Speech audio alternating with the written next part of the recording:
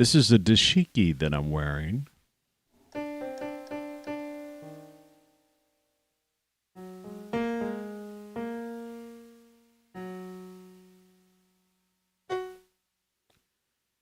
And that, my friends, is a MIDI piano. It's actually hooked up to a very old version of GarageBand that, and a lot of people don't know this, but over the years, what Apple did, I'm sorry the lighting's changed. It'll probably get brighter. There we go. Brighter in a second. Dashiki. Do you got one of those? I told the story about the dashiki a long time ago. No need to repeat it. You got to watch the show. What about yesterday's show? What do you think of that? What do you think about the world's longest beat poetry track? Tony Caravan. You've been subjected to a highly sophisticated form of propaganda. It's just what you need, and not what you don't.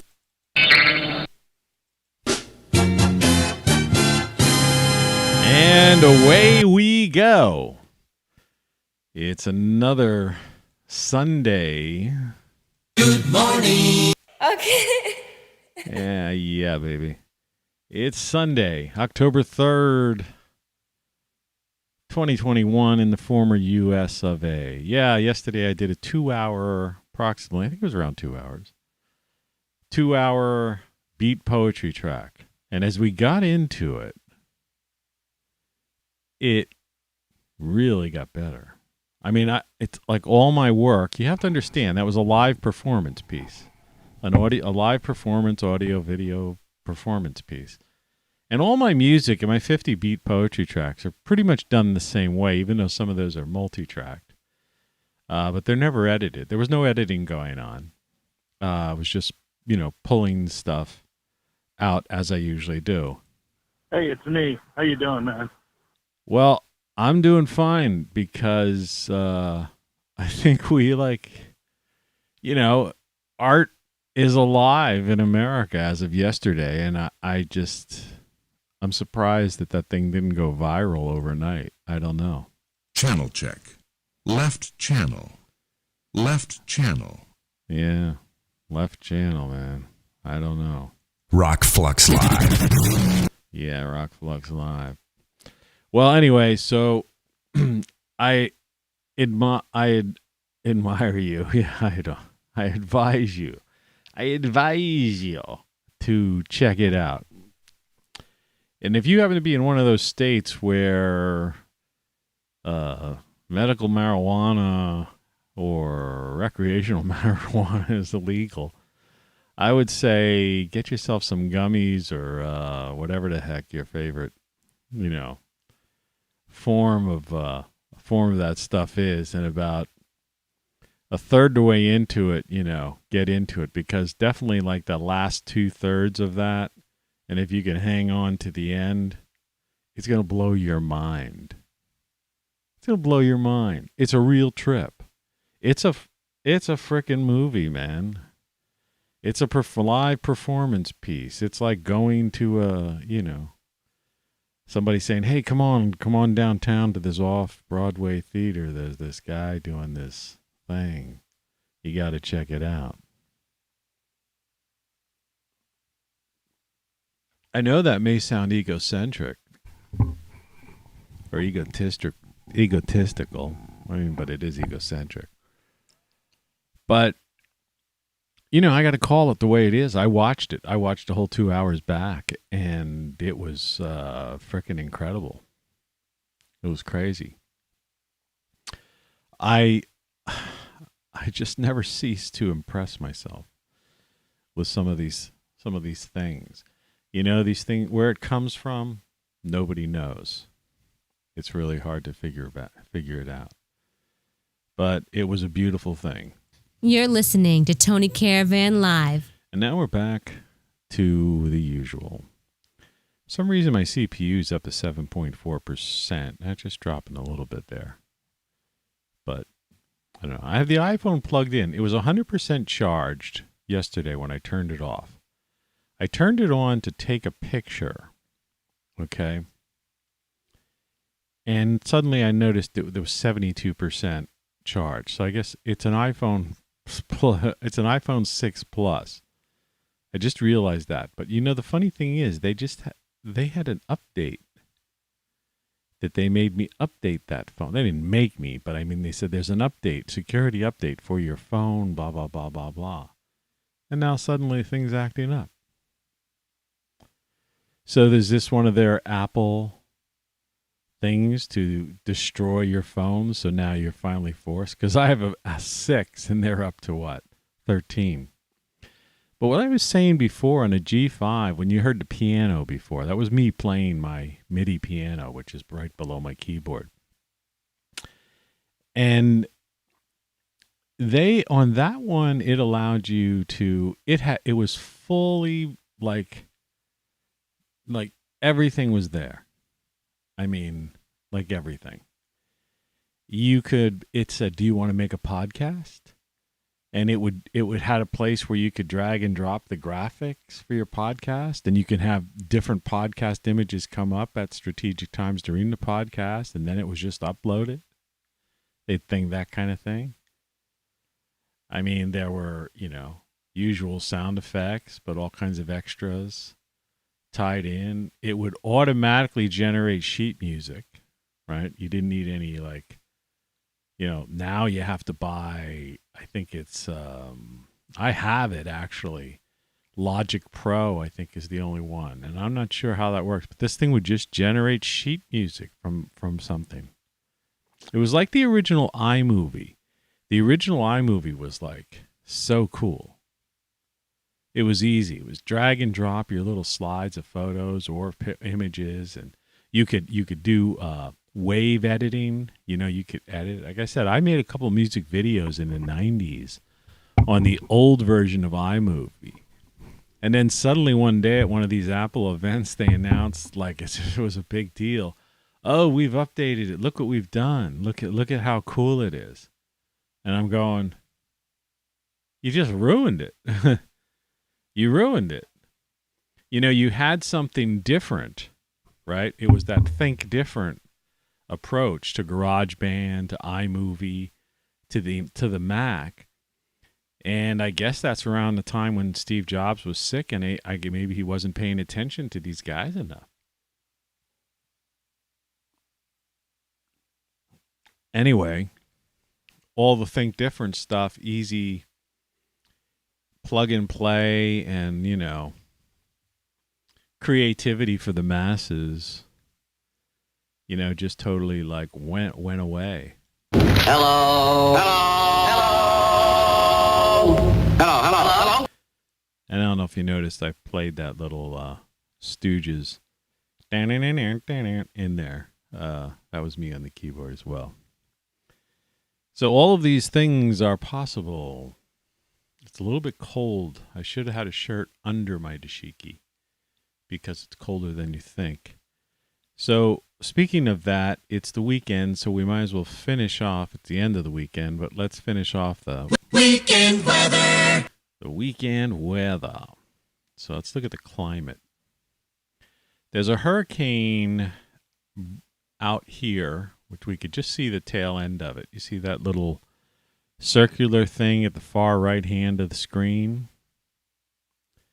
Yeah, that's the hurricane. Now, saying it's 900 miles out, but that it still might affect some tides on the East Coast.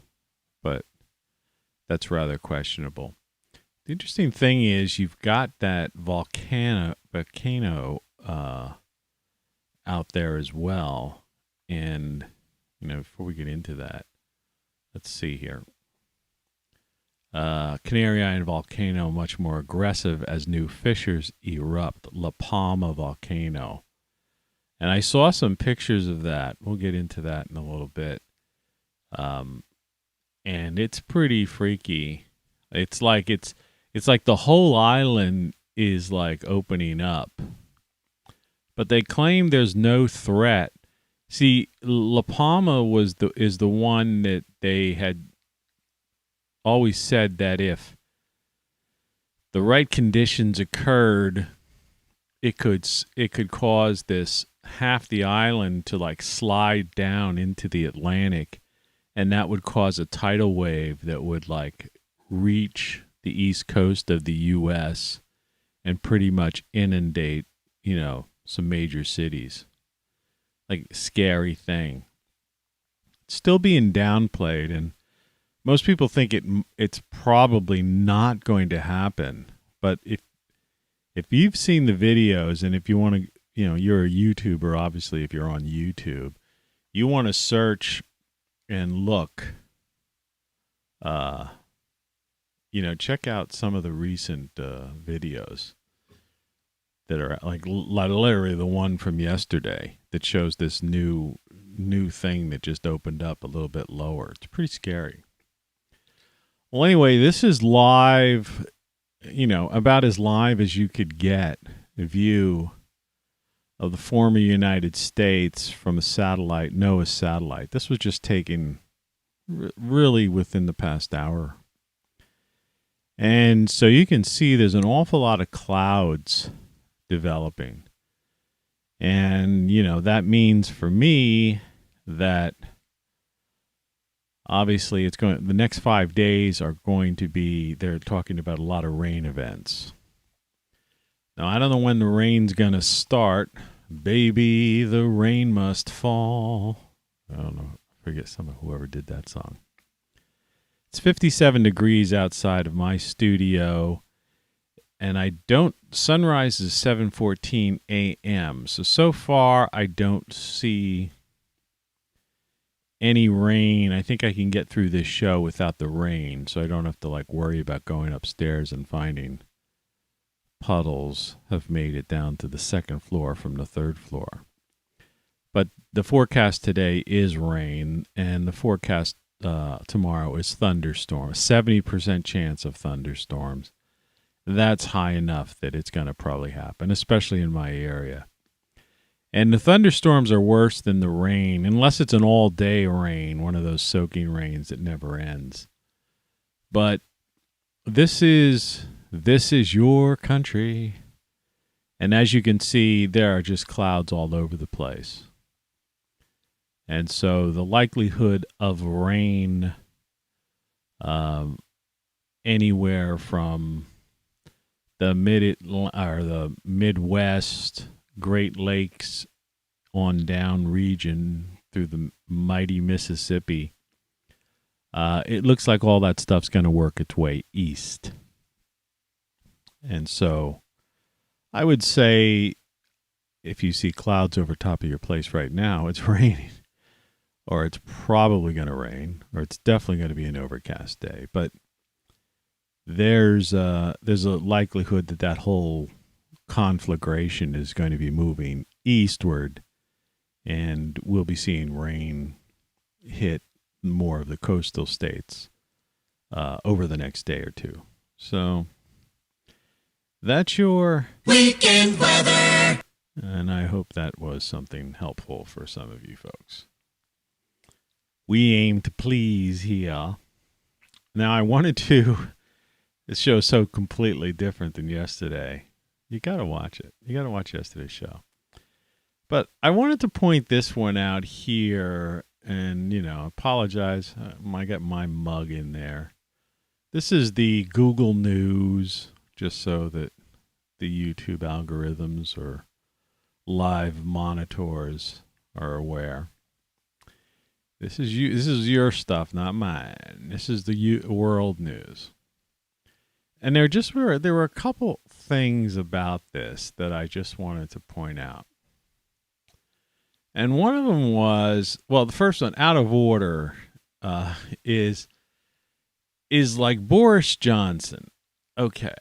Now, Boris Johnson's reign is becoming one long crisis. Facing crises, UK PM Boris Johnson says he will take bold decisions, right? But you notice if you can see the Boris Johnson's face there, and it's a rather small little clip cut, Let me enlarge this so that,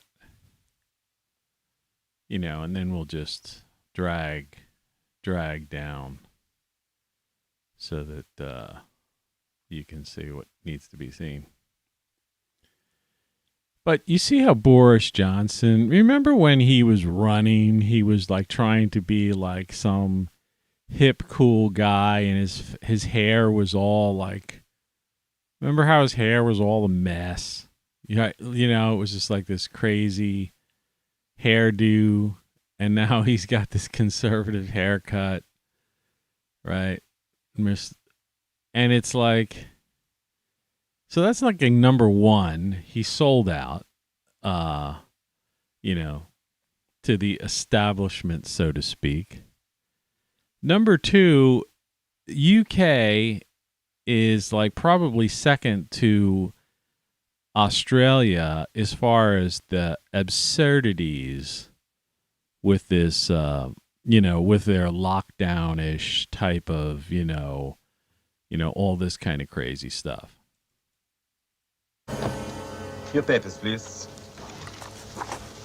And of course, Boris Johnson's right along there. So, and it's like, take it any way you want to, but it's just from my standpoint, I don't care. It's just the hypocrisy I'm trying to point out. And then we have here the Philippines. Duarte says daughter running for president in 2022. Most people don't understand any of that stuff. Like I say, the world is all about socioeconomic geopolitics, and people know kind of what's going on the nightly news or on the cable news channels, but they don't know anything about the world. So you got Boris Johnson, was basically a liar, hypocrite, traitor to the people that voted for him. Now you get into some more socioeconomic geopolitics. China sends 77 warplanes into Taiwan defense zone over 2 days, Taipei says. China sends more aircraft toward Taiwan 1 day after largest ever incursion. And that's both CNN and Fox, so you got your two opposing, teams, as we call them here on this channel, reporting the same story. And I reported this first weeks ago, and I'm just telling you, that's where it's going to happen, So they're going to go out, they want to have this Taiwan activity, the U.S., the military-industrial complex, they want to send their fleets over there. Meanwhile, these crazies that they let loose and gave all this, high-tech military gear to are going to totally disrupt the Middle East, right? And while all that's happening, Russia's probably going to take the eastern part of Ukraine. Just saying. These people in charge right now don't know what the heck's going on. And then here's this story about Canary Island volcano, much more aggressive, in single quotes, as new fissures erupt. La Palma volcano, lava pours from new vent as lockdowns lifted. Which is kind of weird. Lockdowns lifted. And here we find a retired French police officer identified as cold case serial killer. Oh, man.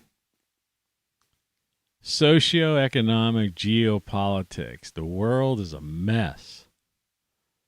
Where's your dashiki? All right. So,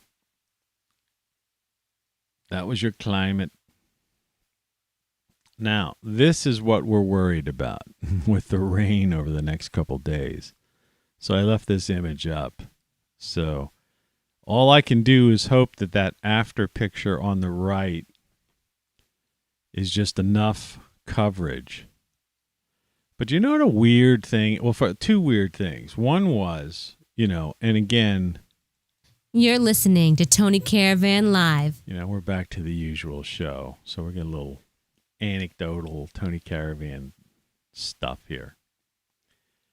When I was up there yesterday, I kind of looked up, you know, on that right side. You know, you can see that there's this green wainscoting thing. And so, I mean, you know, there's a little stretch up there. And it's an area I could barely reach. And I noticed there was like some pinhole of light coming through there, which is basically, in other words, a leak, potential leak. So I coated some kind of goop I had and tried to stuff it in that spot, but I don't know if that's gonna stop. I think that's where my leak may be. But that's not the point. The point was that when I got my emails today, Sunday is usually a light email day. I don't know if it's for you or not. I used to always think that it was because the religious were the biggest spammers, and they would not do it on Sunday or something like that. It was just like some weird thought I always had. Because I could definitely gauge. I'm on every day, and I could see the volume of spam. And on Sunday, you get like 5 spams. On another day, you might get 35 spams or more. But anyway, the things that I got today were... and I have my email off because it messes with my CPU and it's just not worth the hassle. But they were things to the effect of, you know how I said I put on this, you know, my first step was to fill the gaps in between the wood with caulking. And then I covered it with like this mesh stuff when you're doing mud and taping drywall. I used the mesh over top of the caulk, and then I covered the whole thing with a roofing sealant. All right. Well, I got an email from one of the box stores or Walmart or one of those places. I don't know, Amazon. And one was that mesh stuff. You know, we have this. And then another one, it was for a sealant, right? This like pre-mixed sealant in some kind of, you know, plastic, you know, jug thing. And another one I got, and that was yesterday. Those two were today. And the other one I got was one for concrete, you know, like a pre-mixed concrete, like, you know, mortar type of patching concrete, you know, for like patching, because I have this problem where I've got to do some patching on my not fireplace, but the my chimney area. It's not dangerous, but you know, it's lost some of the you know, the repointing they call it, you know, sometimes. But I mean, it's brick over top of cinder block, and then beyond the cinder block, obviously there's still the tube itself, whatever that's made out of, some whatever. So I mean, it's like a triple whatever. I just got to do that. It's more cosmetic, but I mean, it's got a couple spots. It's really kind of came out enough that I really have to patch it. Now, the patching part, nobody knows about. I mean, except you. I may have talked about that, right?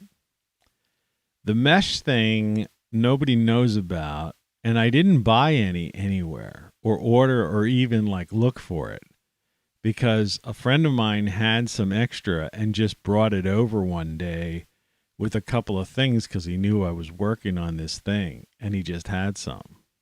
All right. And the sealant, okay, I did not buy online, but I talked about it on this show.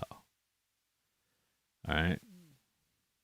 I didn't email anybody about it or anything like that. It's, you know, and another friend of mine, actually was Tattoo, I think, was talking about, you know, sent me an email the other day about something he was talking about, or or whatever, and he said he just got an email, or somebody called him on the phone. Oh, solar. It was about solar. He was criticized because I'm pushing the basic solar, right? So he was saying, heck with solar, the whole the whole thing goes down. What good is it, right? He's a fatalist. But he got something saying that some solar representative was going to call him. And of course, nothing I have has anything to do with that. I mean, if you go to greatsolarstuff.com, it's not like a company. It's just me. It's just a web page I set up, basically a URL that just happens to have some links to Amazon where you can get the jackery that I have here behind me that's powering the on-air light, et cetera, et cetera, et cetera. And it is chargeable by solar, but you could also charge it with your car or plug it in a house. It's just good to have backup power. And so for tattoo, remember, it's backup power, man. The power goes out because you get a storm or because of some stupid thing, and you have no power for a couple hours or whatever, even days. If this thing's fully charged, I haven't charged this thing. I just plugged this in the wall to charge it. And I haven't charged this thing in, I don't know, well over a month or so. When I first had it, and I just topped it off. When I first had it, I didn't charge it for 6 months. It never got down below like 80%.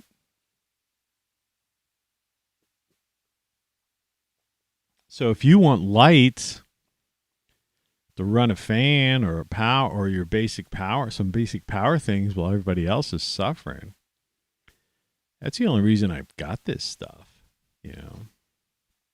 I mean, the whole idea, left over from yesterday, are you still watching? But the idea is that, I'm doing this to tell you don't be without power. Why bother? You could take one of those things and you could plug in your modem and your smart TV or your whatever, and the power's out. You could be watching a movie, or if you're a news junkie, watching the news. That's all. I'm just trying to help you out. The title card for the day. And I have to go into this thing and colorize it because I had that in black and white yesterday. The title of today's show is People, People, People. And I think there was a Twilight Zone once, This guy hated people so much. And so then he got his wish. Like, all the people vanished and he was the last guy on earth. People, people, people. It wasn't the one where the guy, who wanted to read, and at the end his glasses broke. So here he was in front of the library with all the books, and he could spend the rest of his life reading books. And it ended with his glasses breaking. Now, this was some other guy just couldn't stand people. And it was people, people, people. Did I say it was 4:09 a.m. Eastern Daylight Time?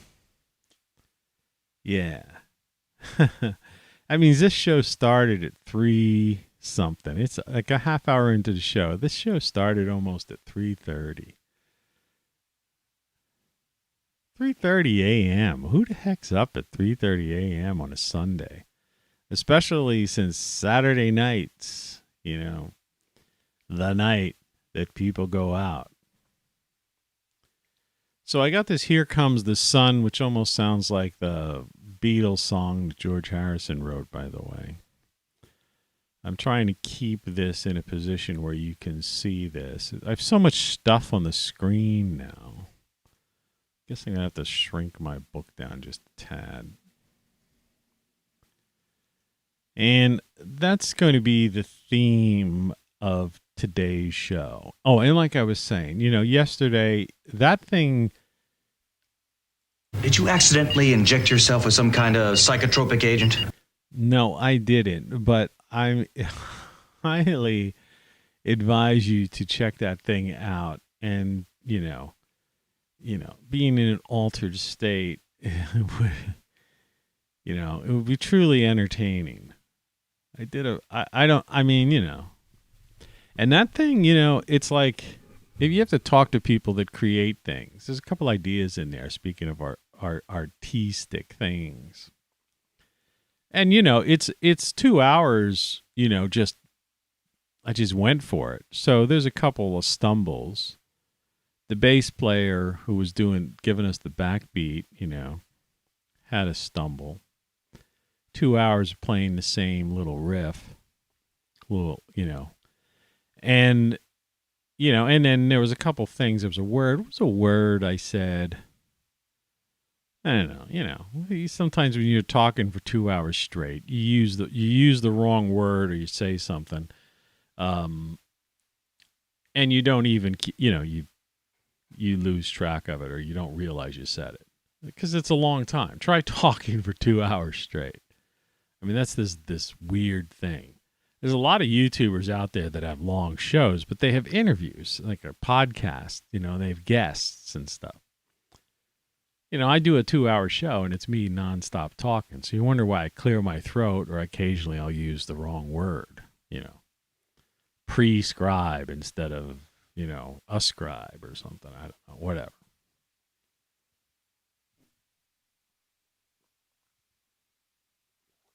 But it was a true classic, I have to admit. So here comes the sun. So in the distance,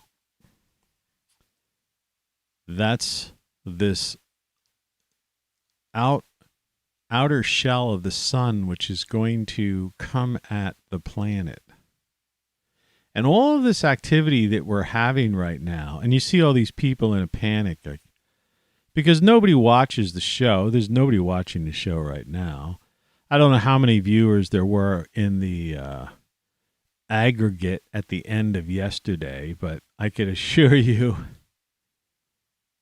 it was probably, less than a handful. For something that was, not only experimental and, like I say, a live performance piece, art piece, groundbreaking piece, hidden,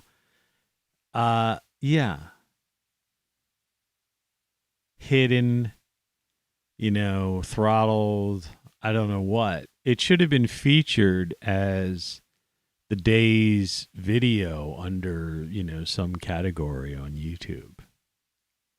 Because there was really no politics in it other than the usual criticism of things in general. But there's I'm starting to learn that it's this idea of the hat, game over. Of course, I have the game over here on, side of me too. That it's not only that there's a political leaning by certain social media companies, or most, but there's this thing against criticism of the whole, process, the whole institution of politics, because that's what I really do. I'm not political. So when I criticize everybody. It was like me criticizing Boris Johnson, He's a hypocrite, right? And talking about the socioeconomic geopolitics of the world and how these people, it's like my idea is, the whole ball of wax is melting, or has already melted, and that's game over.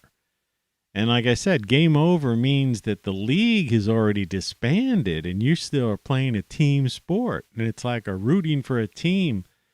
And it's not only does the team not really exist, the team is a fantasy sport, but that the league that the team used to be a part of has disbanded. And, so I'm finding that there's even resistance to the idea of someone like me who criticizes the institution of politics, because this is their bread and butter. This is the bread and butter of the media. And when I talk about the media and the media machine, big media, it's like big tech, Big media is all media. It's not just broadcast media. It's social media. It's print media. It's everything. And they don't like that either. And who's they? The corporatocracy. The people who really run the world. And who runs the corporatocracy? Who pulls the strings of the corporatocracy? An organized crime syndicate based in basically Brussels. These people that meet at Davos. I mean, and that's the reality. And when you look at the news, everything I've said, for the most part, has come true gradually. So that's why it's kind of scary that when today's title card, because this is an issue that, and the reason my show is called ROCKFLUX now, and it's not just the morning show. Yes, it's a morning show because it's morning. It's 4:16 a.m. Eastern Daylight Time. But, let's face the facts. The reality is this.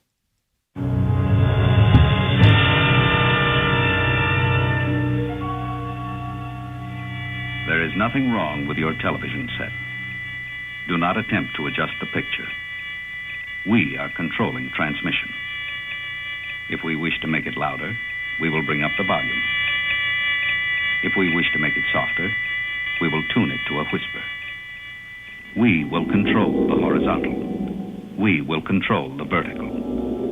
We can roll the image, make it flutter. We can change the focus to a soft blur or sharpen it to crystal clarity. For the next hour, sit quietly and we will control all that you see and hear. We repeat, there is nothing wrong with your television set. You are about to participate in a great adventure. You are about to experience the awe and mystery which reaches from the inner mind to the outer limits.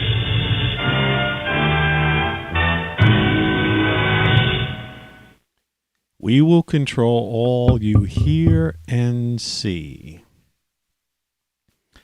I pointed that out once before, but it's definitely worth pointing out again.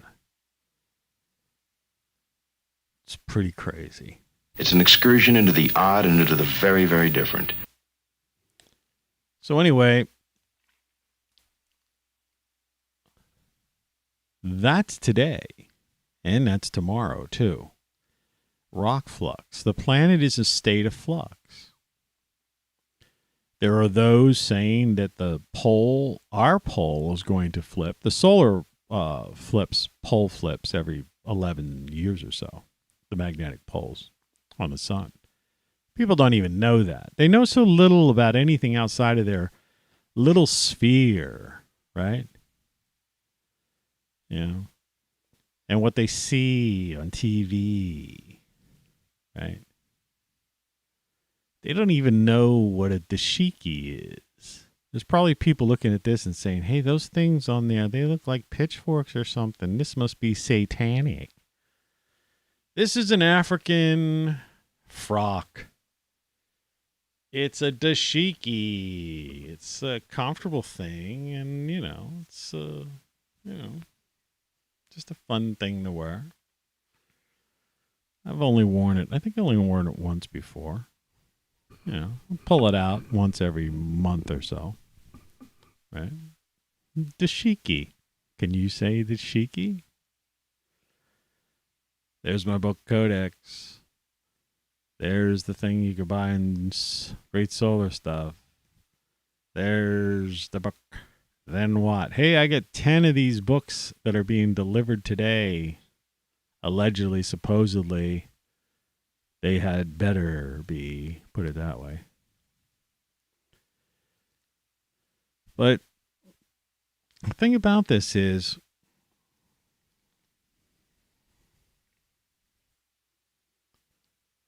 every 12,000 years. Let me backtrack a little bit. Do you ever notice how, and if you watch this show, and so few people do watch this show, so if you do watch this show, and even if you happened upon this show, and you happened upon this show because of this graphic, then you know what I'm talking about, because you're a YouTube person and you get it. And if this drew you in, you get it.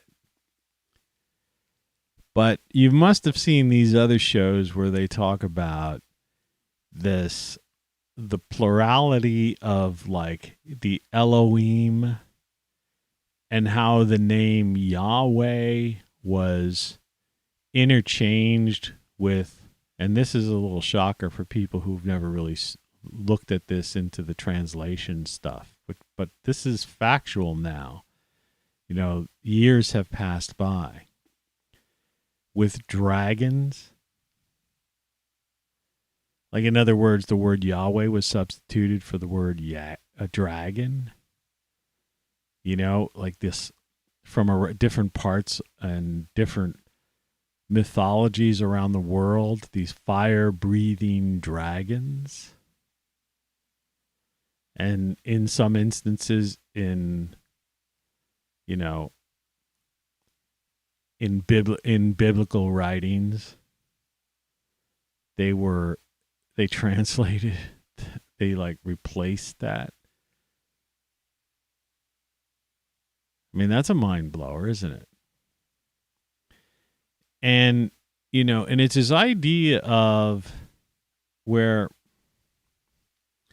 the case that people make, see, I'm going to deal with two different things today. One, I'm dealing with the catastrophe, the 12,000-year cyclical catastrophe of the sun that's due to occur anytime between now and the next 20-some-odd years. Could happen today. But it might take another 25 years. But sometime, if you're not, 100 years old, chances are it's going to happen. It could happen in your lifetime. But that's one thing. And this title card will keep me on target on that. It's got the word the sun on there. But then there's this whole idea of the meddling with man. The origins of modern man. Why our lifespans have been shortened, right? What is this Garden of Eden myth?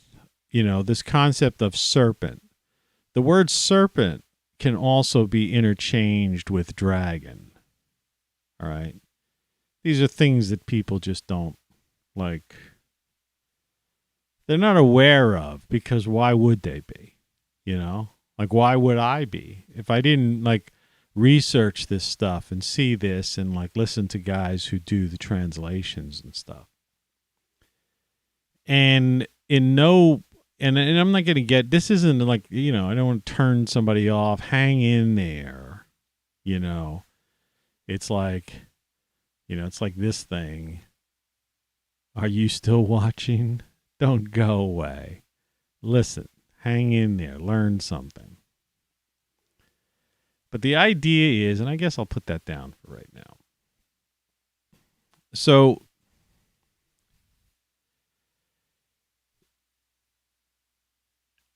fire-breathing dragons. And we talk about, the feathered dragons.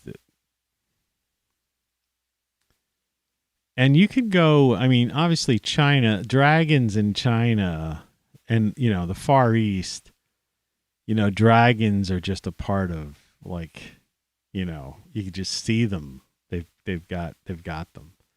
But then you go to South and Central America and you see, particularly some of these Central America, Mexico.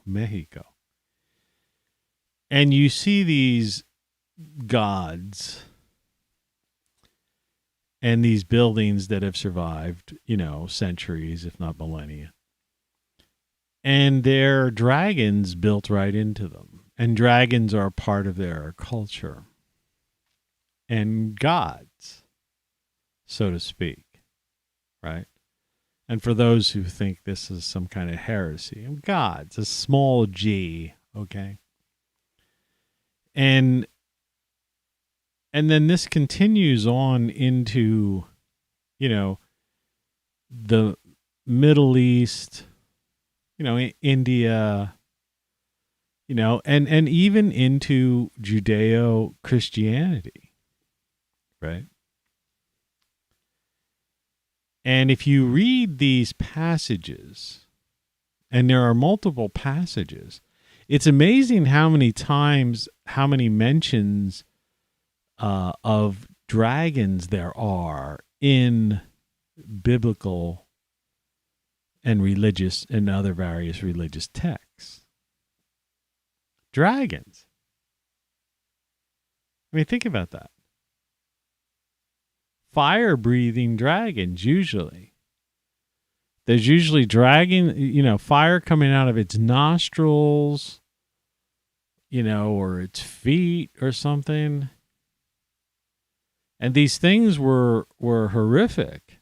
And they did terrible things to people. They were genocidal. And unfortunately, for those who are just, uninitiated in this,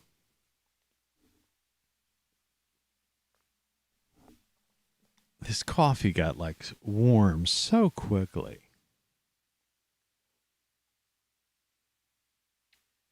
And I filled it to the top.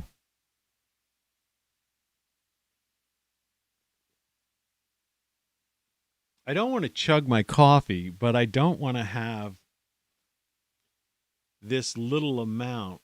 If you can, it's so hard to do anything on this stuff. You see how little amount that's in there? But it looks like it's next to nothing, but when I go to pour it in here to finish it off, it fills it to the rim. But if I leave that little amount in that carafe thing, whatever it is, well, that's bound to get ice cold. Remember, it's volume.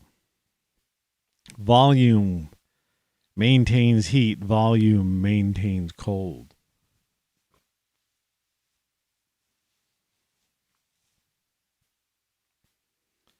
I had one of the world's healthiest breakfasts today. It was flax, pumpkin seed, not granola, but oats with chopped up fresh apple, cinnamon, raw honey, plain yogurt. You know what I mean? It was a bowl full of everything that's good for you. And I mixed it up just right, and the right combination of those various things, that it tasted good. And that's that thing I try to tell you all the time. You got to eat healthy. You got to boost your immune system, antioxidants, anti-inflammatories, all that jazz. But you don't have to hate it. It's not the classic things you see. I used to see on TV shows or commercials where the kids would not want to eat their veggies, and they would feed it to the dog or hide it, throw it in the garbage or something.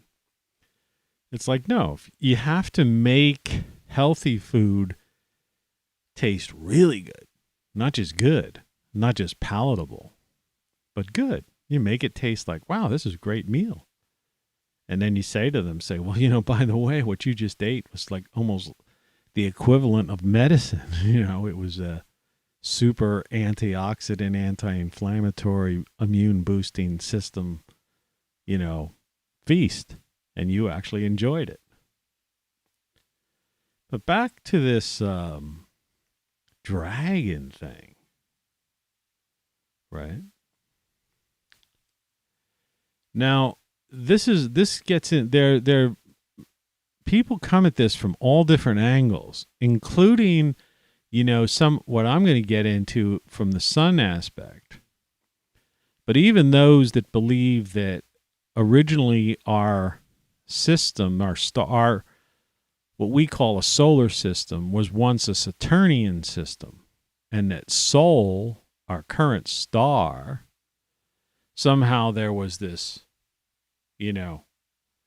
crazy thing that went on, which is why we have that missing planet between Mars and Jupiter. Okay. So kind of like Jupiter and Saturn have changed places too. Some crazy stuff. You got to get into the Thunderbolts project and really dig deep into some of that stuff. About the plasma universe, electric universe, and all that stuff. It goes back a little bit to some of the stuff that Velikovsky used to talk about, but these are more contemporary, astrophysicists, people who study, this the electric universe, basically. And they have all these various theories. And in their minds, these ideas of dragons and, all of these images of these, what people refer to as ancient aliens and stuff like that are petroglyphs on rocks and stuff, that these were things that these ancient people saw happening in the sky, and they were so foreign, and frightening, that they carved these things in the rocks, right, to preserve these things. Or the rock was the only thing because it was the people who were near these rock formations or caves that were the only ones that survived. And that these things were caused by like plasma discharges, electric, arcing, and all kinds of crazy stuff. When these two systems, like Velikovsky's book, When Worlds Collide type of idea, or when these two systems collided. And that the golden age was an age when we were in this Saturnian system. And it was like Saturn, Mars, and the Earth, and then Venus somehow was like a comet, I think, in one rendition of this whole thing. And all this insanity. And I really, the Thunderbolts project is on YouTube. They have a channel. Is a place you want to go and really just look through some of their videos. There's one particular one, which, like I said, I don't have a link to it here or anything. There's one particular one where they've actually made a graphic that shows this event happening, kind of. And it's not CGI, it's, I mean, for what these, these researchers and these guys do, it's good. It gets the point across, and it's impressive, and it supports what I've just been talking about. But no, it's not up to, some modern, Pixar movie or something.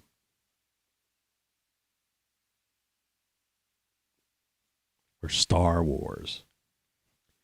Which brings me to a point, as I just, get on these tangents all the time. It's like, You're listening to Tony Caravan Live. Like I say all the time, if only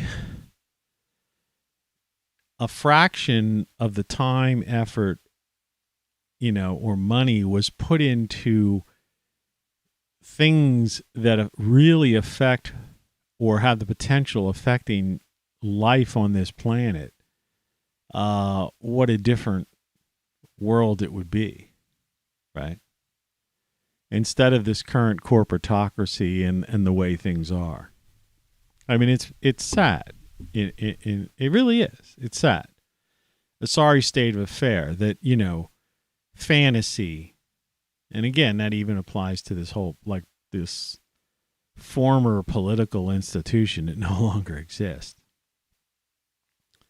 That everything is focused on fantasy, not reality, or the potential or the exploration of scientific hypotheses or theories. You know, instead, these things are, for the most part, ignored. I mean, unless you're a person that reads peer-reviewed papers, you know, on a regular daily basis, and and is able to connect these dots and see that there's a mounting amount of evidence that supports these alternative views of man's origin, the origin of the solar system, the current, structure, of the solar system, the planets, and all of that sort of stuff. It's very interesting stuff. And in their instance, the reason I brought up like thunderbolts and the electric universe and plasma and all of that stuff is that that's also the dragons, But in their instance, these dragons are due to these events, that occurred due to this disruption of our system, of the Saturnian system. And so it looked, the best way of describing it was to describe this thing as as a dragon. But even that brings to mind the idea is, how would someone know what a dragon was? In other words, to say it was like a dragon. It's like it kind of, that part always was in the back of my mind when I watch a lot of these things. Or even in mythology, So it almost, so the idea it brings to mind, in my mind, anyway, the idea that dragons, and then you think of dinosaurs, obviously. And so that the possibility of dragons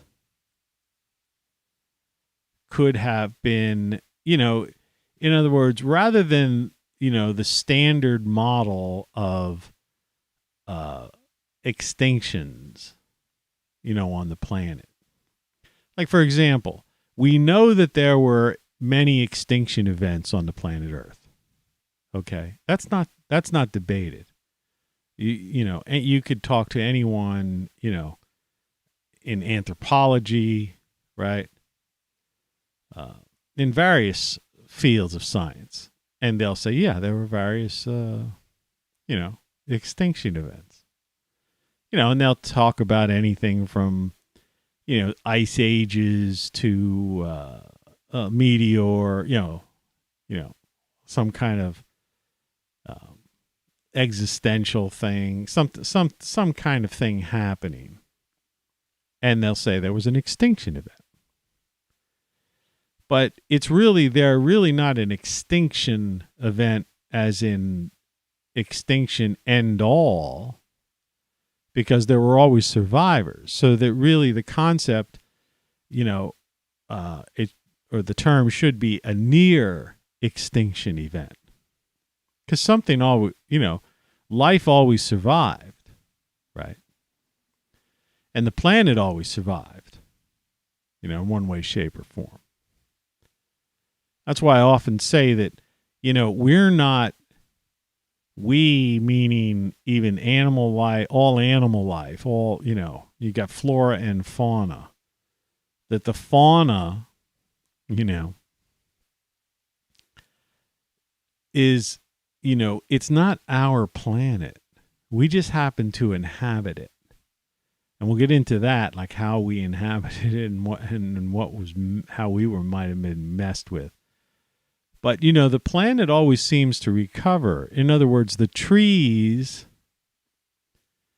and the oceans, the aquatic life and the trees and the fungi that communicate with the trees and the various other plants, you know, the ancient ferns that you could find in fossils, and you could still find ferns. I find ferns in my backyard. I like ferns, personally.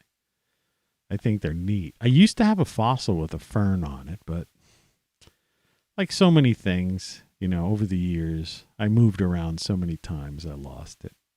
Or maybe I gave it to somebody. Hopefully I did give it to somebody. They have it. I wish I had it right here, you know. When I was growing up, I grew up in the coal region.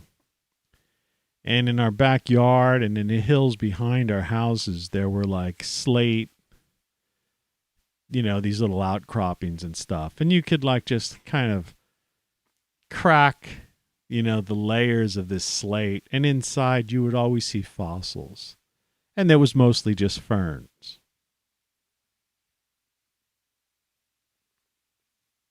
But we were kids and they were so plentiful that it was just like a common thing. And then as I got older and went to college and everything, I'm thinking, man, I should have saved a box of those fossils. And when I went back years later, you know, with this mindset, you know, of course, eventually my parents moved from that neighborhood. But I mean, it was like everything was overgrown. The yard had, you know, they had planted grass over areas where there was little outcropping of slate, and the hill they had landscaped, and you couldn't go across the street. There used to be a mountain, but there were new neighbors there, and I think they started developing that hill as a living place, you know. But as a kid, I could have accumulated so many fossils. I probably had some in the closet. My mom probably threw them away, like she threw away a lot of my records when I went to college. Anyway, so yeah, this planet is a planet. And the things that it's a living planet in a sense that it's the trees, right? It's the flora, you know, and it's a water world, you know, almost 2/3 water, and, you know, in yet undiscovered life forms, you know, in the depths of the ocean, and things that in the oceans that have survived.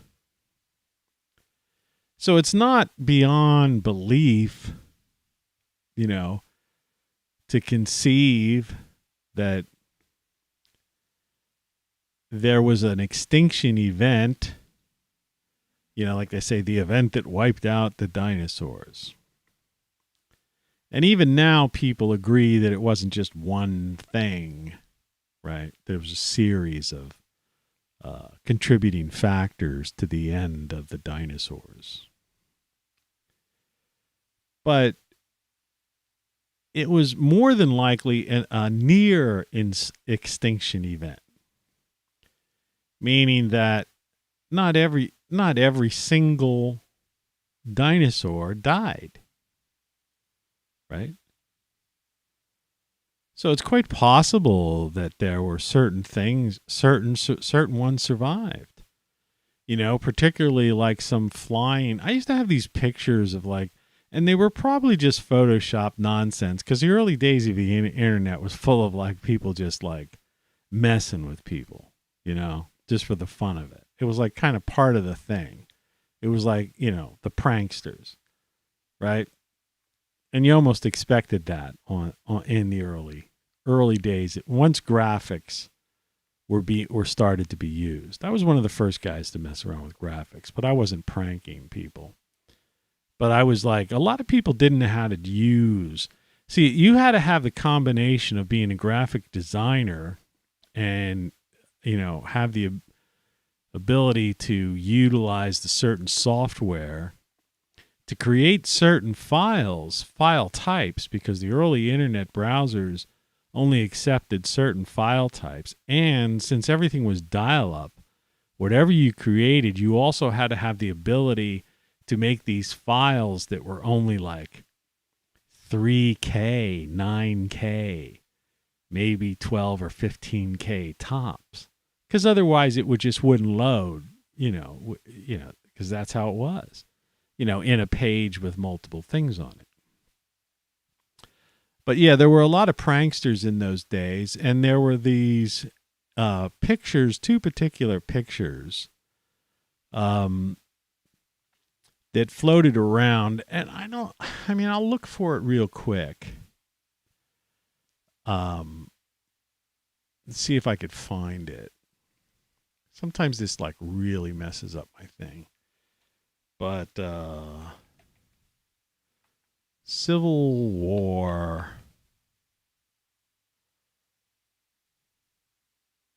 Let's see. Public suffix. I don't know why that came in.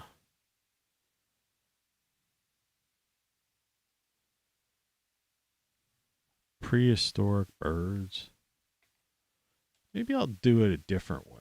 Let's see if the internet still has it. Yeah, my CPU is going up. Let's do it a different way. In case you've never seen this stuff. Civil War dinosaur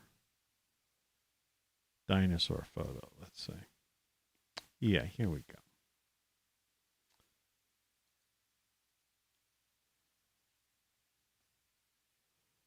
Let me try to, this is just fascinating, and like I say, this is probably just a prank. All right. But, it's worth, I'm in the discussion with you, so I might as well bring it up.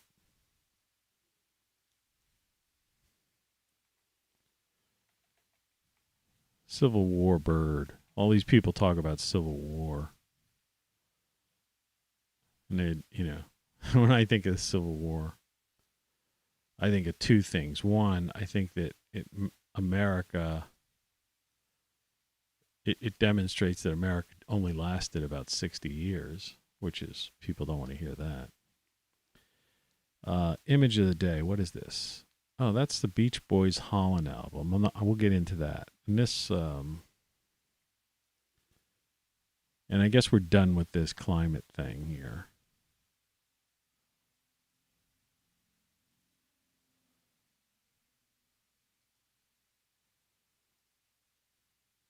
Forgive me.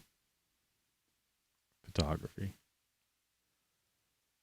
Are you still watching?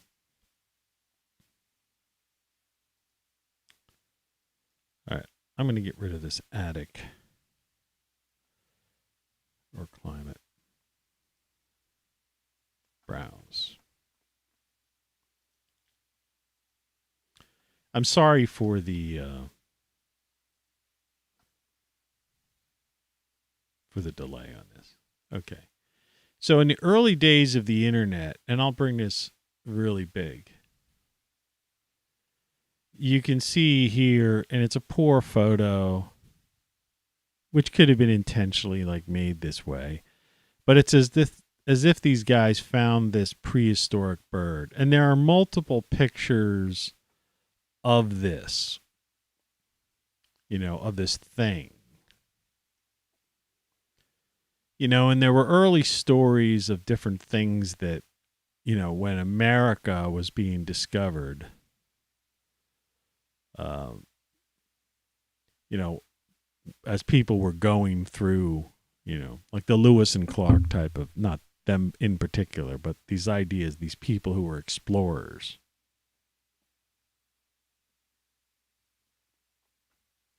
That they would happen upon things. And so this is an example here. Now, this may well, like I say, be a prank. It may be a proven prank, but on the page I was on, there's other pictures. This isn't the only one. This may be familiar to you, and it may be one of the more popular ones, but there's different ones they have found. It's it's like that UFO crash into some water tower or wind, like old, windmill type of things go way back. They used to use these things to pump things and whatnot to turn different things. But anyway, or sometimes just show the direction of the wind, I guess. I don't know. But as you can see, there's some prehistoric bird and these like so-called Civil War soldiers posing with it. True or false, who knows? But what I'm getting at is that it's not so far-fetched in the sense of, that once you come to the realization that extinction events were near extinction events. Like, for example, we wouldn't be here. Like they say, well, we're the result of mice, or small mammals who hid in caves or under rocks in the ground, and then suddenly humans. That's how we, and the dinosaurs died off, so we weren't being eaten by pterodactyls or tyrannosauruses or T-Rex type of things. And so little mice, became Homo sapiens sapiens. It's like, nah, I don't think so. I don't buy that. I mean, I have a book. I have a two volume anthology of essays written by various people, and one of them is actually Darwin himself, and it was after the fact, as he was older, and it was an essay he wrote where he was doubting many of the things that he had written originally in his theory. Okay, because remember, Darwin is a theory. I often say this. It's like the Big Bang is still a theory. And it's still the theory of relativity. And even though people produce, various evidentiary materials, about these various theories, nonetheless, they're still theories. It's like the Younger Dryas period, for the longest time. And I'm not sure, Randall, is Randall Cranston? Is that like the last name? I know it's Randall. But for the longest time, I believe he was on the side of an asteroid hitting like North America and maybe Greenland, but definitely North America, which caused this deluge and opened up these these big caverns of not caverns so much as like the flow of this mile high ice that just dug out gorges, I guess would be a better word. And I'm not sure, and I don't want to misquote him, but he may have come around to the idea of this solar thing, which we're going to talk about in a little while. But if not him, other people have also come around to that this 12,000 year cycle, this whatever happened, was caused by a solar event. But in some instances, no matter what, during these catastrophes, they were near extinction events. In other words, we would not, things that happened 12,000 years ago. Obviously, there was humans, as we know them today, as they call them technically, Homo sapiens sapiens. I don't know why you need two sapiens, but we're here. So enough survived to multiply, as they say in the Bible. And, So it was a near extinction event. It wasn't a total extinction event. So what's to say that in a previous Earth catastrophe millions and millions of years ago, tens of millions of years ago, that there weren't a survivor, particularly, if we look at, not that out. Are you still watching? Yeah.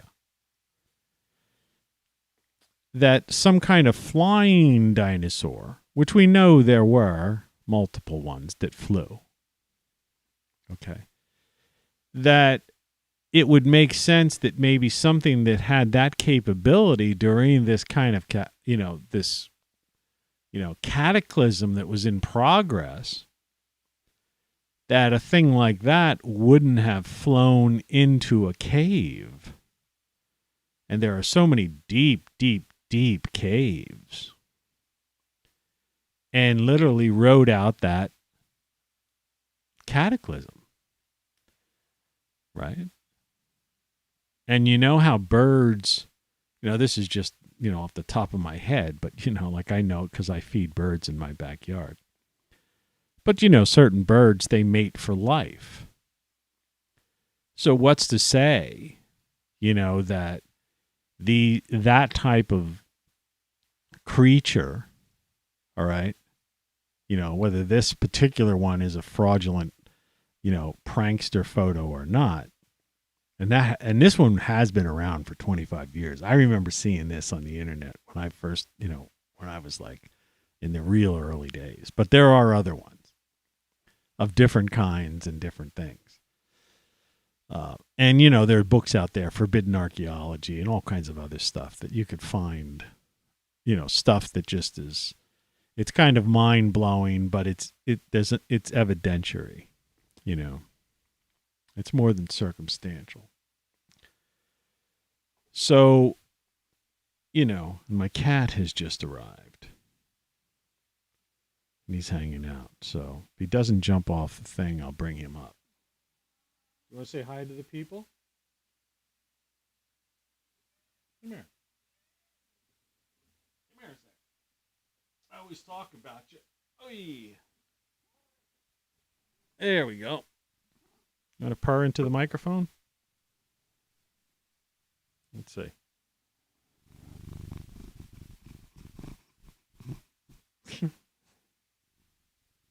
Okay, there you go.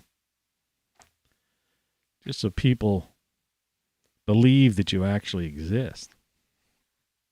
Anyway, it's a happy cat. So, birds mate for life. And chances are maybe a bird like that, like this, or something similar to that, some kind of giant dinosaur, maybe, because you have to look at these things, because everything's probability. And so a couple of these were hidden off in a cave, or maybe the female was in there sitting on some eggs.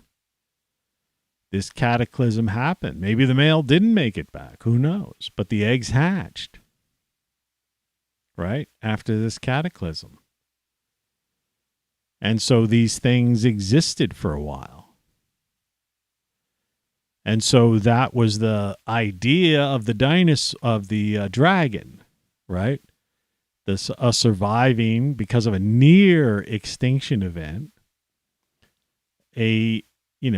The idea that maybe a dinosaur egg, in a cave, a deep cave, cavern, it's incredible how deep there are these caves that are unbelievable.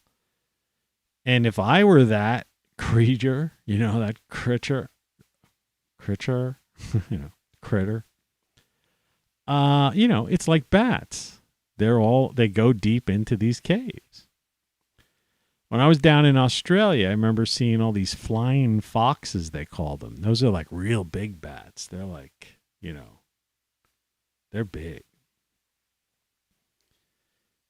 And, so it would make sense that, that these things could have survived.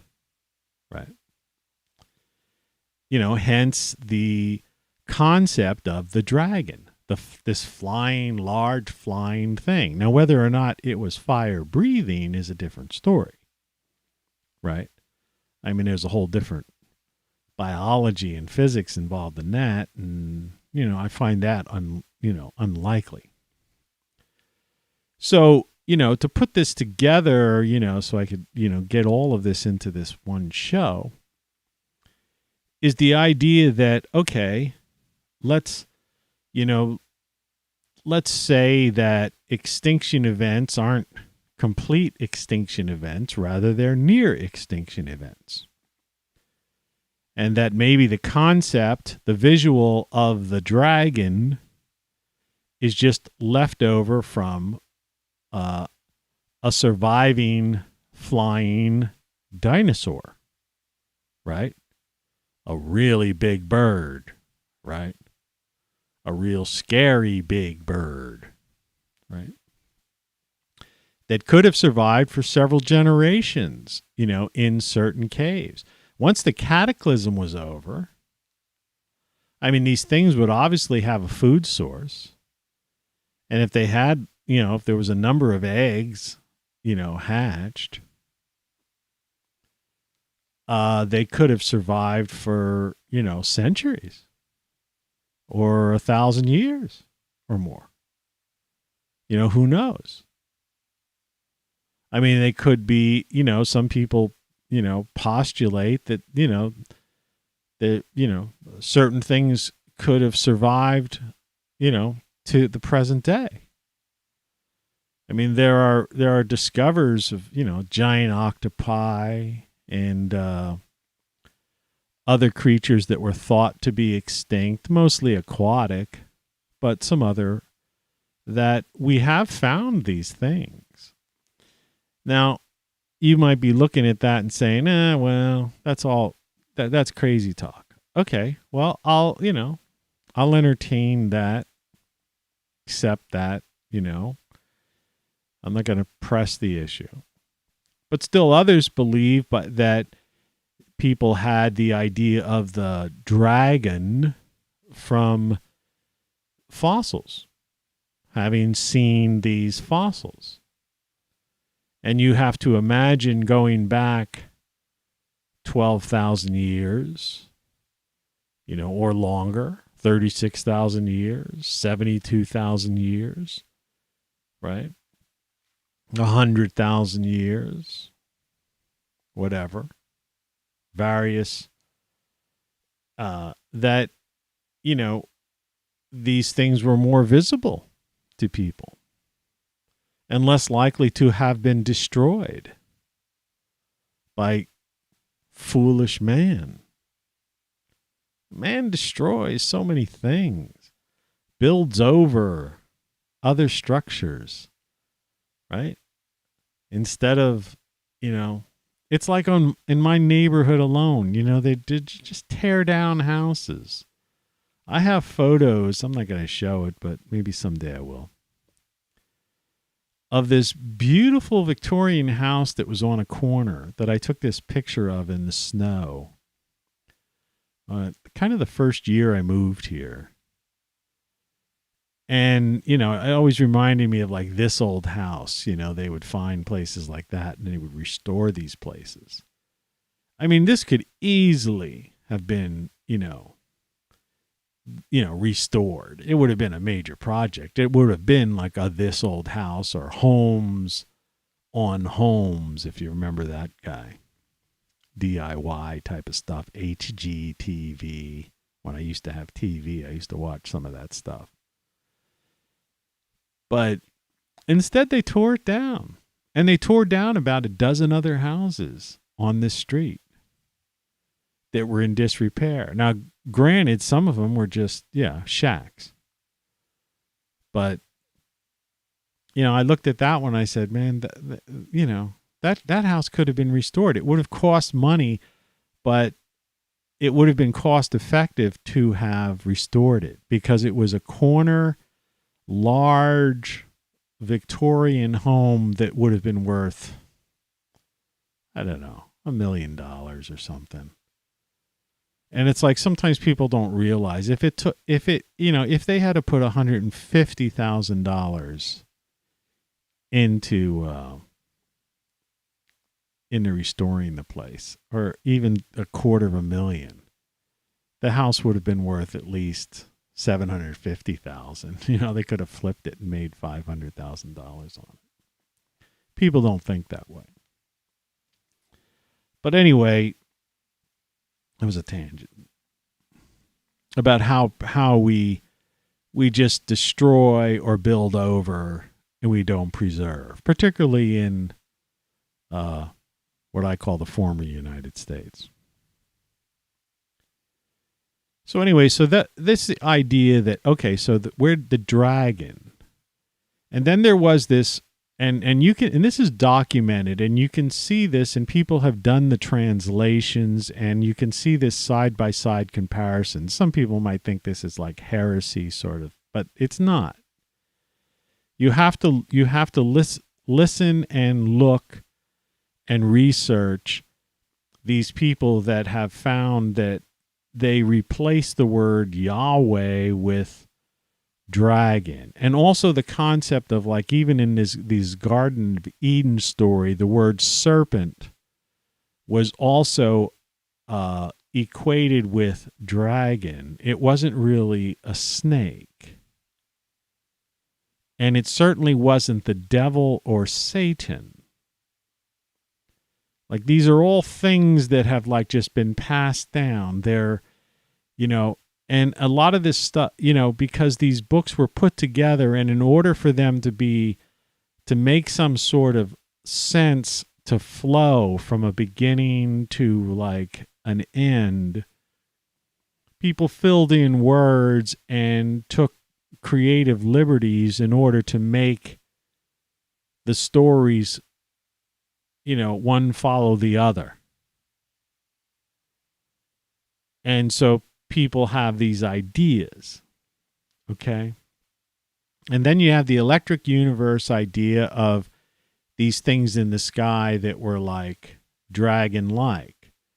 But that's how I got on that whole tangent, because I was saying, well, how could there be something considered dragon-like unless someone had a reference point of a dragon, you know, which are best, you know, from my mind would be the best idea of a dragon would be a dinosaur. Having lived down in Washington, Capitol Hill, and I used to, you know, walk down and go through the Smithsonian, places like that, and look at those things. And it's like, yeah, they're scary monsters. You know, they're big, giant things. And I could easily see, you know, who knows what they looked like. And, you know, they talk about, you know, in South America, Central America, I can't really pronounce that name, Quetzalcoatl, or whatever that, you know, god was. It was like the feathered dragon or something like that. And, you know, there was a whole, you know, people are talking about like some of these dinosaurs had feathers. And of course, you know, this idea of dinosaurs and birds, you know, having some, you know, common ancestry type of thing. So that some of these things, you know, and particularly the ones that flew probably did have feathers. So, you know, so it's not hard. It's not really a weird stretch, and it's not far out to put these things together and to say, okay, whether or not there were some surviving, you know, from a near extinction event, surviving flying dinosaur type of, you know, things that looked like what we would consider dragons today, or whether or not it was just that ages ago these fossils were more visible, all right? You know, because many cataclysms ago, everything wasn't covered over. because you have to remember that when we have these. I'm going to get into that in the last portion of this show. In fact, I'll bring that title card up because that's what we want to talk about. That when these 12,000 year solar events occur, that the oceans basically flow over the continents, literally scouring previous civilizations and, burying things over. There's some people talking about these mud floods and different things like that right now, but I haven't looked into that as much as possible. Although I was watching something weird about San Francisco, was it San Francisco or was it up in further up in the Pacific Northwest, that after one of their, I think it was the San Francisco fire, actually, that instead of rebuilding, they built over top of they built a city over top of the old city. But I found that hard to believe, and almost supporting this concept of this weird, mysterious mud flood.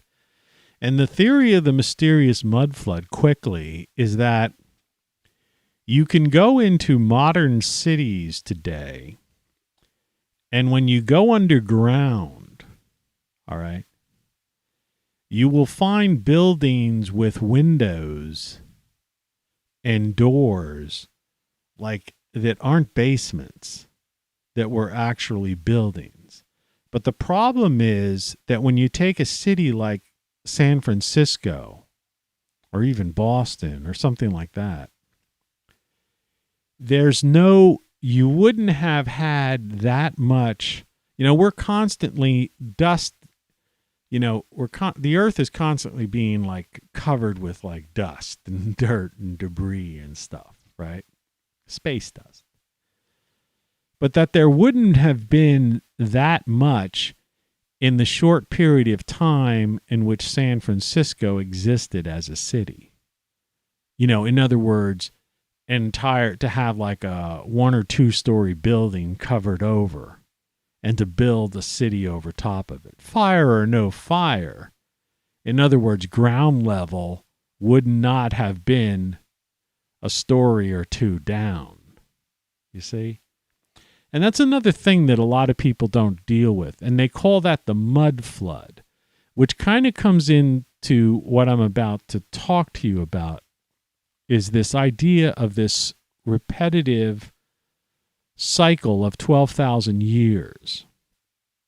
And I've mentioned before, you could look at people like Doug Vogt's Diehold Foundation website or YouTube channel, and Ben Davidson's Suspicious Observers, and others, and listen to their, the details, right?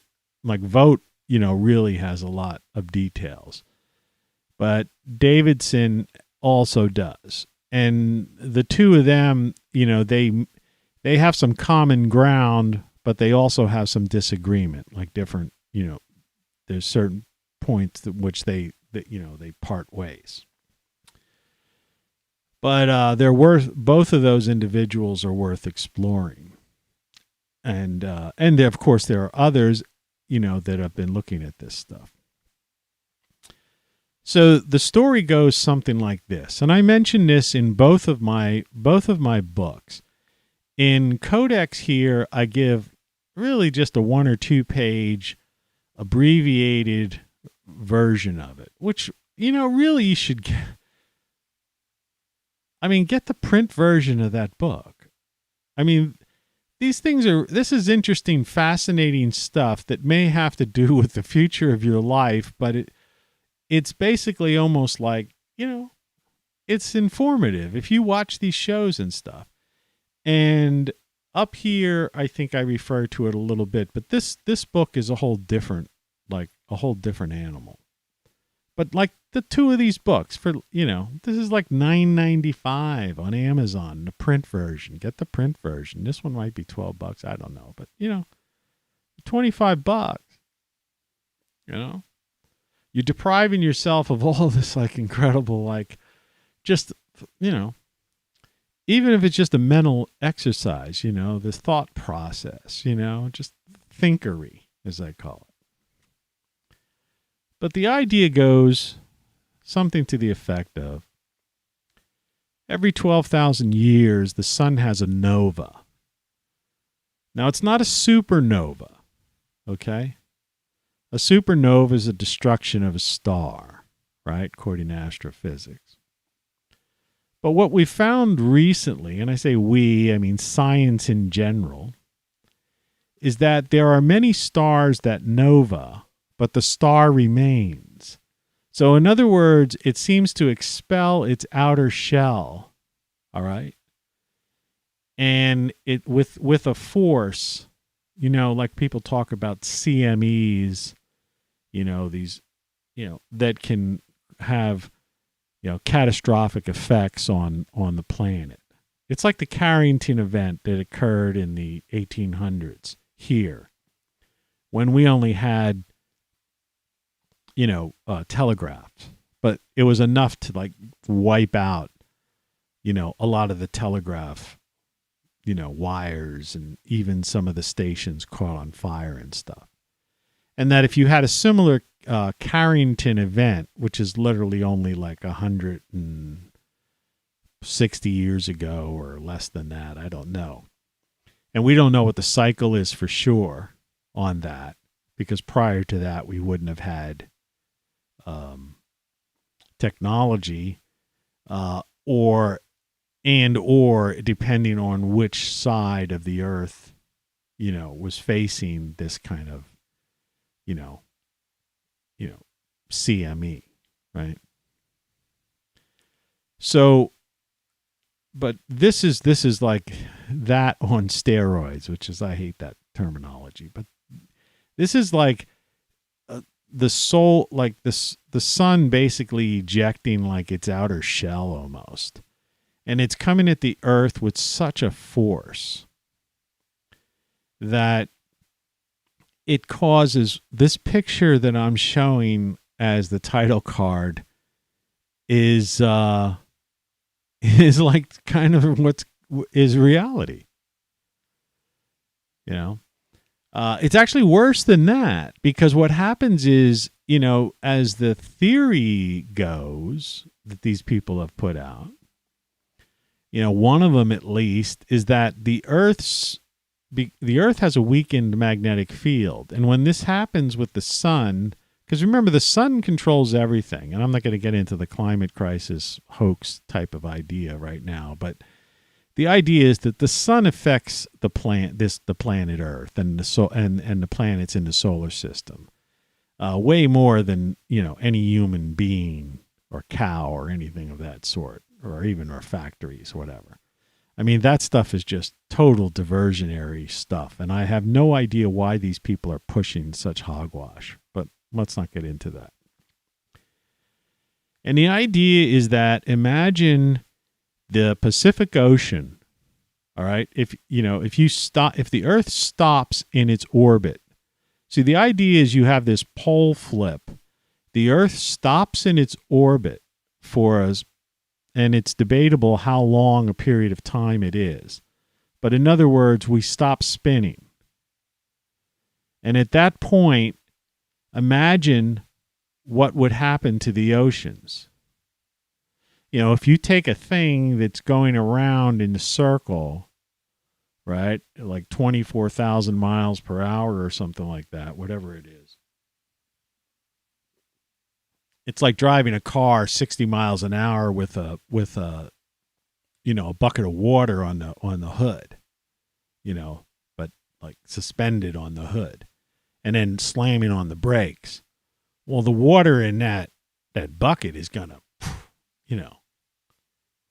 go flying right at you, at your windshield, right?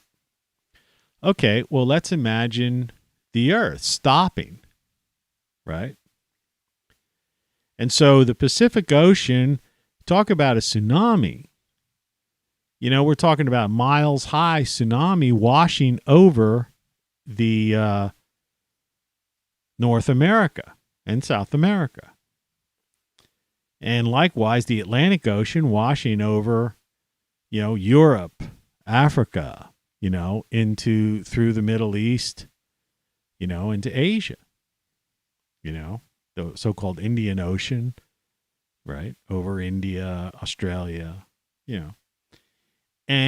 But we're talking miles high, and it's like as it comes across, it's scouring everything down, you know, destroying everything in its path. And the part of the earth that's like stopped and suddenly facing this, you know, this force is getting baked. And so this water is being evaporated. The oceans are being evaporated at that point. And then the earth starts spinning in the opposite direction. There has to be an equalization of the atmosphere. And then you have this flash freezing over most of the planet. And that explains the woolly mammoths and the extinction of these other other creatures, large creatures that existed 10,600, 12,000 years ago. The Younger Dryas period, they refer to it, where they found, and I talked about often, undigested food in these creatures that were, dug up. And I personally was involved in expeditions, have had photos and videos and firsthand knowledge of these woolly mammoths that were found on the Russian side of, the Arctic Ocean. So, that really happened. We know that. We know that there was a near extinction event 12,000 years ago. We know that like places like North America were covered with like ice, incomprehensible amounts of ice. And that these like glacial ice, as it moved and eventually melted, but it scoured the land, all right, and then melted, and the ocean levels rose like 400 feet. And as we know today, where do most major civilization, most major cities, where are they? They're coastal, because people live mostly along the coast. The earth is crowded now. You got nearly 8 billion people. But in days gone by, people lived in coastal cities, And so those coastal cities were flooded over. And so those that survived in caves or just by chance, and maybe around the equatorial region. But we don't know. There's different theories that the Earth may change its position. In other words, Antarctica could well be, the Earth could spin and Antarctica could be the equator. Though there are people that say that's probably not going to happen. But and then there are also those talking about a possible pole flip, sooner than this cataclysm. So in other words, the cataclysm is coming within the next 2 decades, but it could happen sooner or later. It's like, it's why this thing should be talked about and studied. But that the pole flip, remember, the magnetic South Pole has already left the continent of Antarctica. And the geographic North Pole is, I believe, pretty much in Siberia right now, or close to it, heading that way. So what we call the North Pole and the South Pole, the imaginary, literally the imaginary things, the Earth's axis, what we call axial tilt that gives us the seasons, right? And then you have axial tilt, and then like kind of the Earth, the spinning, which goes through what we call precession, right? And that's the grand cycle, right, of the Earth.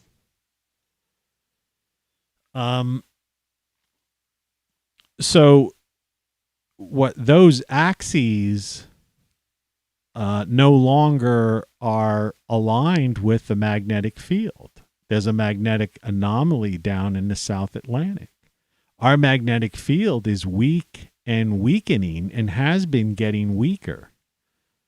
The sun's magnetic field is weaker, okay?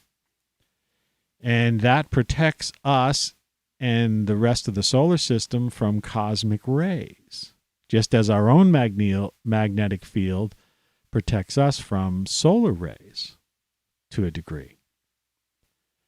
And so we're more susceptible to CME, solar outburst, and things right at the current moment. And so all of this stuff probably sounds foreign to you, or far out, or some kind of like weird craziness. But it's all based on serious study and, in many cases, serious science. And it's a matter of, the problem is, you have to put together these peer-reviewed articles in various journals. You have to look at things such as the electric universe. You have to look at, Davidson, Vogt, Velikovsky, Thornhill. I mean, you have to put together everything, in the aggregate. Even the concept, that's why I began with the idea of the near extinction events and the concept of what is a dragon and why is this a repetitive thing, and biblical references to certain things. And I didn't even get into the idea of this possibility of some sort of extraterrestrials getting involved after one of these catastrophes and coming and helping to like rebuild or take advantage of that situation and alter humanity from a genetic level to controlling this civilization in some way, which is really sci-fi, crazy, almost woo-woo. Well, it is woo-woo to somebody who's never read anything about any of this stuff. And so that's my original reason for ROCKFLUX.com, a site I set up years ago. I used to be involved, I said before, in a group when they had Yahoo groups, an Earth Changes group. And yeah, this is like the people who have been studying this stuff for the past couple decades. This is kind of where their heads are. I mean, I'm just giving you an overview and throwing out a lot of different things. And I'm not opening this up for like argument in a sense. I'm trying to say this is like, there are a lot of people giving this serious thought, and there's a lot of evidence pointing to this or some kind of catastrophe, repetitive catastrophe that seems to have occurred on this planet every 12,000 years or so. And like I say, when you're dealing with that amount of time, 12,000 years, you can't pinpoint it down to a day. Vogt tries to pinpoint it down to some day like October, in the year 2046 or something. But, there's others out there, and there's a guy, Maverick Star in the UK, that, has put these various like magnetometers or some other kind of devices he's put around the world. He's sent to people to study the, what's going on with the Earth's magnetic field and this, that, the other, and the migration of the poles. And I believe he thinks this whole pole flip's going to happen within the next, year and a half or so. The pole flip part, not the catastrophe you see on the screen. But we don't know, because over that, that kind of expanse of time, you can't say down to the day, the hour, the year, maybe even the decade, right? 12,000 years, It's like, we're a spinning globe. When there are earthquakes, strong earthquakes, when certain solar events happen, the Earth, either speeds up or slows down in its rotation. There are galactic events, solar system events. There are things that occur that may seem like microseconds or, minuscule when you look at them in a human lifespan, say 100 years. But then once you start talking 1,000 years, and then you take it to over 10,000 years, these small amounts of time, they start adding up. And so, you can't pinpoint that, and you don't know what you don't know. That's why I have this thing above me.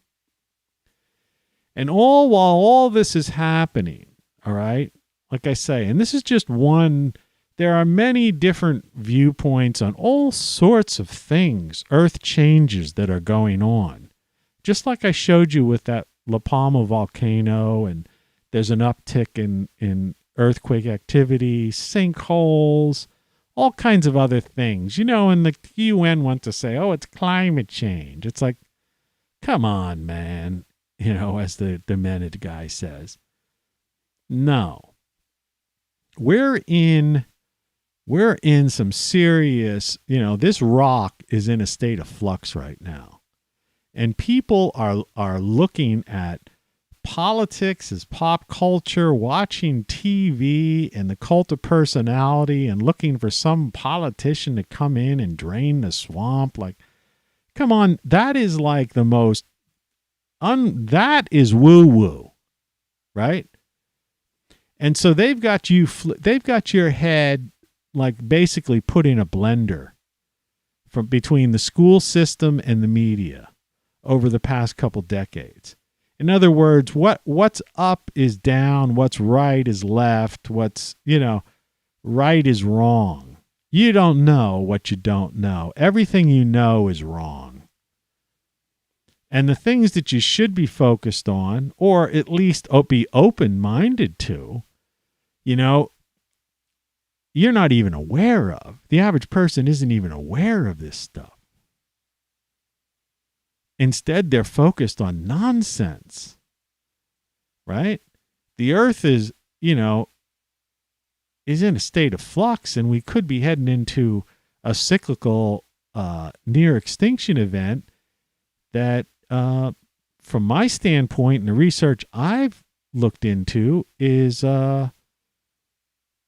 almost a certainty and seems to have occurred with a regular frequency of every 12,000 years.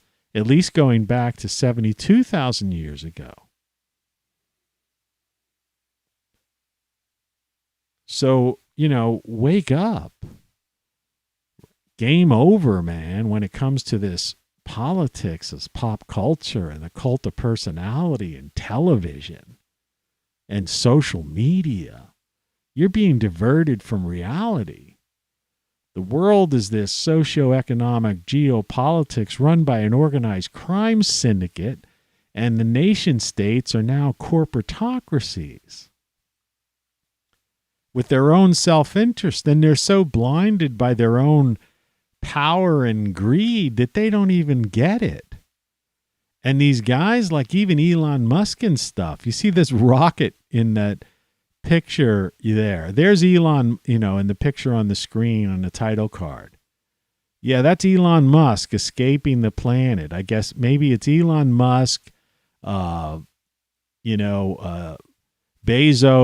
and the guy from Virgin Atlantic. What's his name? I can't think of him. The three of them in that rocket ship. Good luck, guys. Pack some food and take some girls with you and live off world for a while. But this solar thing is going to destroy Mars as well. Okay? There's already like signs of this magnetic activity disruptions on the gas giants right now. So this thing's happening. It's like in progress. And you're worried about politics. Think about that. You're watching TV. When you should be just trying to like cherish your life, improving the quality of your life, the people around you, being a good person, right? And hope that this, that we maybe dodge a bullet somehow, but it's not looking likely. I mean, like I say, the magnetic field is already weakened. The poles are already shifting, right? We're already seeing many Earth changes that have nothing to do with 0.004 CO2. And, this is just a game that these people are playing. Because they don't know this. You don't know what you don't know. They don't know what they don't know. They weren't taught this. They don't believe this. They think this is woo-woo. You see? Whereas people like me and people who have been studying the science look at the UN IPCC and the Paris Accord and go, that's woo-woo, man. That's like way out there. That's wacko land. And then you've got these people who knows are messing with bioweapons and possibility of war over in China with China and all kinds of nonsense and crazy stuff when people should be getting together to survive. Let the human race survive. Or at least make peace and figure out what's going on. Save your soul, so to speak. Maybe it's time to look inward and outward and to think more spiritually.